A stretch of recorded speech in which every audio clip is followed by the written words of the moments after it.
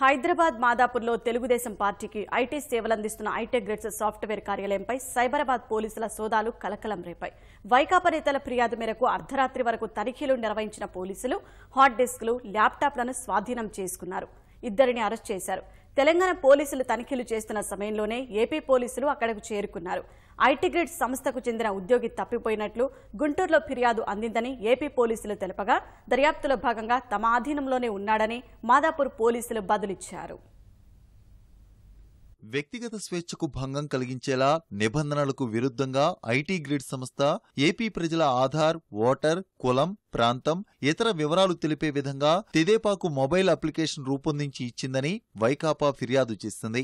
Seva Mitra app download చేసుకున్న ప్రతి తెలుగుదేశం కార్యకర్తకి ఆ వివరాలు అందుబాటులోకి వస్తాయని వైకాపా నేత విజయసాయిరెడ్డి ఆరోపించారు. ఇదే ఐటీ సంస్థ కూకట్పల్లిలోని మరో సంస్థ నుంచి వివరాలు సేకరించిందంటూ మరో వైకాపా నేత తుమ్మల లోకేశ్వర్ రెడ్డి సైబరాబాద్ పోలీసులకు మరో ఫిర్యాదు చేశారు. తెలుగుదేశం ఫేస్బుక్ అధికారిక పేజీలో సేవామిత్ర వివరాలు ఉన్నాయని అందులో పేర్కొన్నారు. ఆంధ్రప్రదేశ్ ప్రభుత్వం నుంచి జనాభా వివరాలు, భౌగోళిక ప్రాంతాలు, ఆధార్ కార్డులు, AP smart pulse survey, state resident data hub తో పాటు హైదరాబాద్ లో ఉంటున్న కావ్య డేటా మేనేజ్మెంట్ సర్వీస్ నుంచి ప్రజా సాధికార వేదిక వివరాలు తీసుకుందని లోకేశ్వర్ రెడ్డి ఆరోపించారు. ఈ మొత్తం డేటాను ఐటీ గ్రిడ్స్ ఇండియా సంస్థ ఉపయోగిస్తున్నట్లు పేర్కొన్నారు. 2012లో సుప్రీం జారీ చేసిన ఆదేశాల ప్రకారం ఏ రాజకీయ పార్టీ కూడా ఫోటోతో కూడిన ఓటర్ల జాబితాను ఉంచుకోరాదని, ఇందుకు విరుద్ధంగా తెలుగుదేశం వ్యవహరిస్తోందని లోకేశ్వర్ రెడ్డి ఆరోపించారు. వీటి సాయంతో 2014 ఓటర్ జాబితాలో ఉన్న పేర్లను 2019 ఓటర్ జాబితాలో తొలగించారని పేర్కొన్నారు.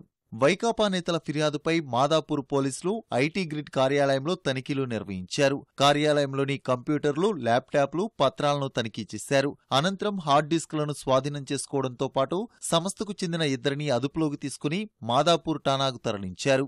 తెలంగాణ పోలీసులు ఐటీ గ్రిడ్స్ కార్యాలయంలో తనిఖీలు నిర్వహిస్తుండగా ఏపీ పోలీసులు అక్కడికి చేరుకున్నారు. తనిఖీలకు అవకాశం ఇవ్వాల్సిందిగా మాదాపూర్ పోలీసులను కోరారు. దీనికి మాదాపూర్ పోలీసులు నిరాకరించారు. ప్రస్తుతం కార్యాలయంపై కేసు నమోదైందని, దర్యాప్తు దశలో ఉన్నందున అనుమతించమని మాదాపూర్ పోలీసులు బదులిచ్చారు. ఐటీ గ్రిడ్ సంస్థకు చెందిన భాస్కర్ అనే వ్యక్తి తప్పిపోయినట్లు గుంటూరు పోలీస్ స్టేషన్లో ఫిర్యాదు నమోదైనట్లు మాదాపూర్ పోలీసుల దృష్టికి తీసుకురాగా దర్యాప్తులో భాగంగా అతన్ని అదుపులోకి తీసుకుని ప్రశ్నిస్తున్నామని మాదాపూర్ పోలీసులు ఏపీ పోలీసులకు తెలిపారు. ఆ తర్వాత ఏపీ పోలీసులు అక్కడి నుంచి వెనుదిరిగారు.